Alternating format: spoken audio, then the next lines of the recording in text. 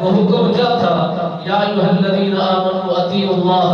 واطیعوا الرسول واولی الامر منکم، اس کے اندر امر کا حکم بھی تھا اور تبلیغ کا حکم بھی تھا، اتباع کی طرف ترغیب بھی تھی۔ جناب امام حسین اقبال سرکار نے فرمایا اے ولید تم نے قرآن پڑھا ہے اور تم نے قرآن کو سیکھا ہے، یہی قرآن ہمارے گھر کے اندر اترا ہے، جو ہم جانتے ہیں کائنات میں کوئی نہیں جانتا، جو قرآن کو ہم سمجھتے ہیں کائنات کا کوئی فرد اتنا نہیں سمجھ سکتا۔ تم نے قرآن کو پڑھا ہے، ہم نے قرآن کو پایا ہے، تم نے قرآن کو سیکھا ہے، ہم نے قرآن کو سکھایا ہے۔ سیکھنے سکھانے میں فرق ہوا کرتا ہے۔ اور پھر تمہارے گھر کے اندر قرآن اترا نہیں ہے، ہمارے گھر کے اندر قرآن اترا ہے۔ جس انداز میں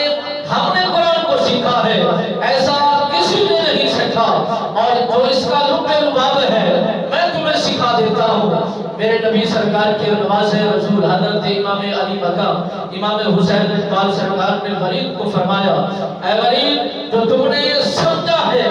مطابقت کے ساتھ نہیں سمجھا، اس کے پورے مفہوم کو نہیں سمجھا۔ قرآن فرما رہا ہے یا ایھا الذین آمنوا، اے ایمان والو، جو صاحب ایمان ہے، جن کے پاس ایمان کی دولت ہے، جو ایمان کی حرارت میں موجود ہے، جن پر ایمان کا اطلاق موجود ہے، جن پر ایمان کی دلالت موجود ہے، جن پر قرآن کا مفہوم باقی ہے، انہی کی طرف میرے خالق نے اعلان فرمایا ہے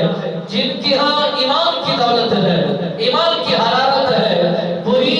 رب کی اتباع بھی کرتے ہیں، اس کے رسول کے فرمان کو بھی مانتے ہیں۔ اگر مومن بھی ہیں، ایماندار بھی ہیں، صاحب ایمان بھی ہیں، اور اللہ پر اعتماد بھی کرتے ہیں، یقین کامل بھی رکھتے ہیں، نبی آخر الزمان صلی اللہ علیہ وآلہ وسلم سرکار کی فعلی